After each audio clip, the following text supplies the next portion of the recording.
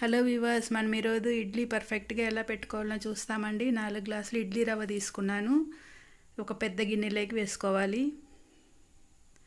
ఇప్పుడు ఆ రవ్వలోకి నీళ్లు వేసుకొని బాగా మునిగేంత వరకు వేసుకొని పైన నీళ్ళన్నీ వంచేసుకోవాలండి. ఆ రవ్వ తడిచుంటే చాలు, ఇట్లా గట్టిగా ఉండాలి, నీళ్ళు ఉండకూడదు రవ్వలో.